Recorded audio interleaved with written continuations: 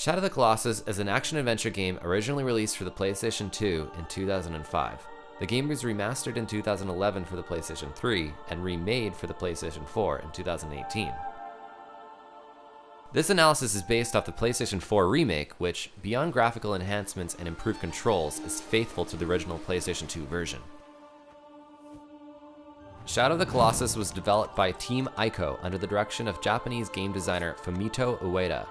Other Team Ico titles include Ico for the PlayStation 2 and The Last Guardian for the PlayStation 4. Games developed by Team Ico are exemplified by their minimalist art style, their unique game mechanics, and their emphasis on puzzle solving over action.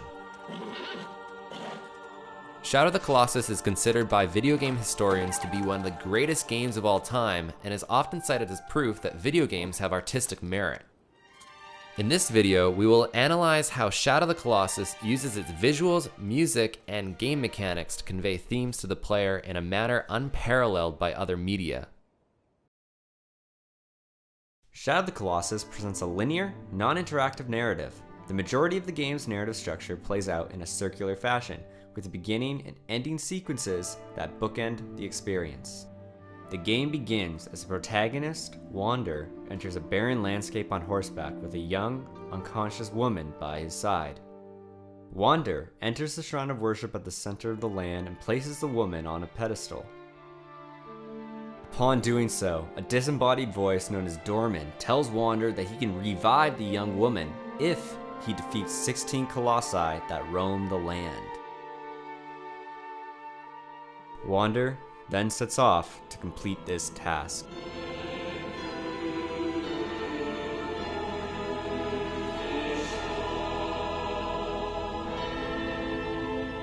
This leads us to the main goal of Shadow of the Colossus, which is to defeat all 16 colossi. The player is extrinsically motivated to defeat the colossi because doing so means completing the game. The colossi are massive beasts that are among the few remaining living things to still inhabit the world. Gameplay-wise, the colossi are akin to the bosses in a Legend of Zelda game. Shadow of the Colossus is distinct from other adventure games in that it focuses on boss battles to the exclusion of nearly all other typical adventure game tropes. Despite featuring a vast open game world, the player is never forced to explore. Instead, the game environment provides clear navigational affordances that direct player towards colossi. Besides Aggro, Wander's horse, there are no playable characters to interact with, and there are no enemies beyond the colossi. As far as collectible items go, players can eat fruit and capture lizards to increase their maximum health and stamina, but this mechanic is never explained in-game. The player is given little else to do but vanquish colossi. The Shadow of the Colossus gameplay loop proceeds as follows. The player first sets out from the Shrine of Worship with a vague clue regarding the nature of the next Colossus. The player then uses the ancient sword to locate the Colossus. Upon discovering the Colossus, the player must figure out how to reach its weak point. The player then travels to the weak point and strikes it until the Colossus is defeated. The player then wakes up at the Shrine of Worship and repeats the process. To defeat a Colossus, the player must determine how to reach its weak spot. Figuring out how to reach the weak point is like solving a puzzle. The third Colossus exemplifies the puzzle-solving aspect of defeating a Colossus. The player must realize that in order to defeat the Colossus, you must first trick it in striking a hard surface in the arena. This will break off a piece of its armor, allowing the player to access its weak point. Using Lindsay Grace's game types, we can identify Shadow of the Colossus as an exemplary model of the adventure genre, because the Colossus fights emphasize puzzle solving over action.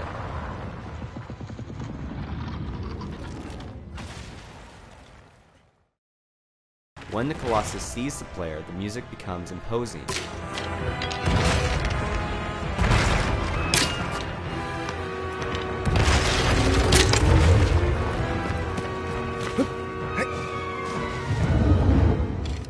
When the player begins scaling the Colossus, the music becomes intense and triumphant.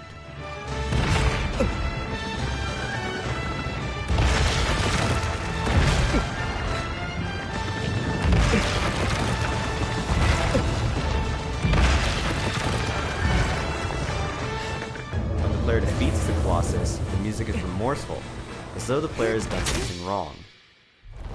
The dynamics of the music follows the dynamics of the gameplay in a way that non-interactive media cannot.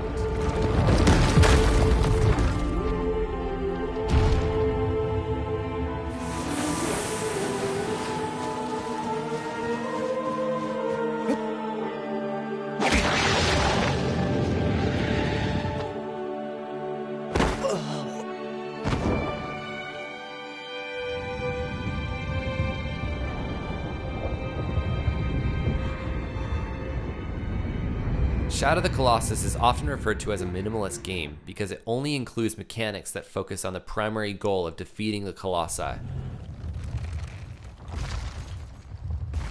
Whereas developers typically add new objects and mechanics to improve their games, Team Ico strips all but the essential objects from the games to create a more focused experience. The most important objects in the game are the Colossi, Wander, and Aggro. The Colossi appear in various forms. Colossi can be bipedal, quadrupedal, snake-like, underwater, airborne, and although most are very large, two of the later Colossi are roughly the same size as Wander. The Colossi have a dynamic attribute that determines if they are aggravated. Colossi are initially calm and will not attack the player unless they are provoked. In the docile state, the Colossus' eyes will be blue. If the player angers the Colossus, its eyes will turn red and it will focus on the player. Another important dynamic attribute of the Colossi is their health. The Colossi die when their health is depleted. The Colossi are not portrayed as evil, destructive beings, but rather remnants of a forgotten civilization. Many are docile creatures that will only act in self-defense. Even the more menacing Colossi, such as the third, appear to be slow and withered. This gives the impression that they were once triumphant and powerful deities that have since been forgotten, which makes defeating them a morally complex action.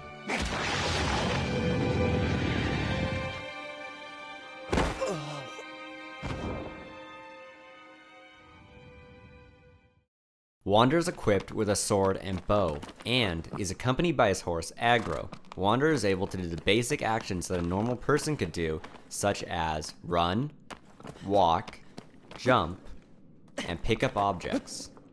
Wander can also climb surfaces such as vines, edges, and Colossi hair. Climbing is essential during the fights with the Colossi. The hair of the Colossi signifies to the player which parts of the Colossus can be grabbed onto. The most important dynamic attributes of Wander are his health and stamina. If Wander runs out of health, the game is over. Similarly, if Wander runs out of stamina while holding onto a grabbable surface, Wander will let go of that surface. This hurts Wander, but more importantly, the player may be forced to climb up the Colossus again. Health and stamina are thus resources that the player must manage while defeating the Colossus. The player has access to melee attacks with their sword.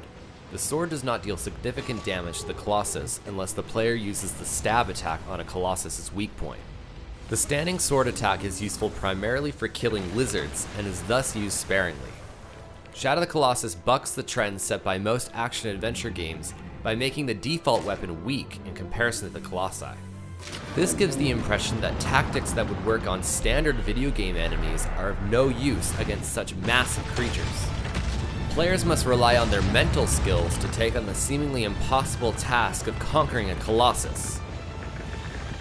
The sword can also be used to direct the player to the next Colossus or to reveal the Colossus' weak point. However, this can only be done in sunlight. The bow inflicts minuscule damage to the Colossi and is primarily used for puzzle-solving purposes. During Colossi battles, the player can use the bow to draw the attention of the Colossi, or to attack secondary weak points.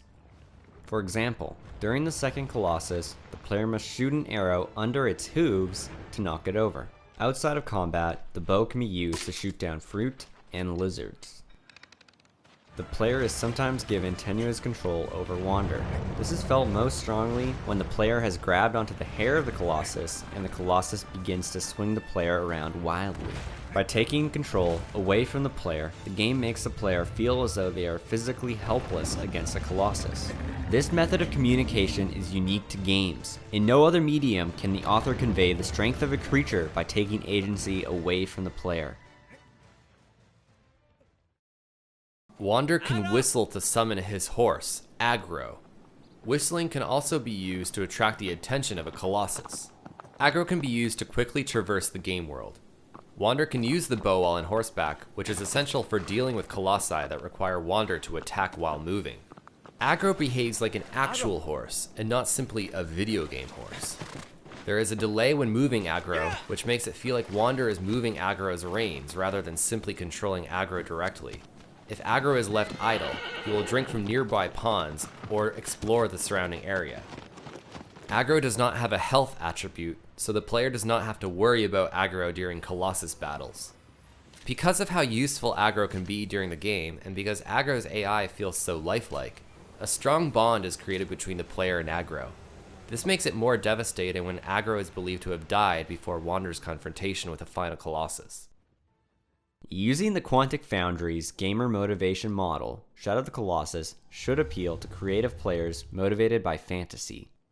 Using Pierre Garneau's 14 Forms of Fun, Shadow of the Colossus is a game primarily based on intellectual problem solving. The game also incorporates aspects of immersion and the thrill of danger to create fun for the player. Versions of Shadow of the Colossus have appeared on the past 3 versions of the PlayStation console. We have played all 3 editions of Shadow of the Colossus at the time they were released, and the PlayStation 4 version is the most definitive version of the game released thus far. The increased graphical capabilities of the PS4 captures the Shadow of the Colossus experience better than prior PlayStation consoles. In the original PlayStation 2 version of the game, the developers were forced to add a layer of fog to hide the loading of the game world. The PlayStation 3 version attenuated some of this fog, but as in the original version, the frame rate slowed down when there was a lot of action on screen. The PS4 solves these graphical issues while adding new detail to the environments to make them feel more organic. The PS4 version of Shadow of the Colossus is therefore the most immersive version of the game. To summarize, Shadow of the Colossus uses its game mechanics, visual design, and music to convey messages to the player in a manner unique to games. The size differential means that Wander cannot overcome a Colossus through standard adventure game means.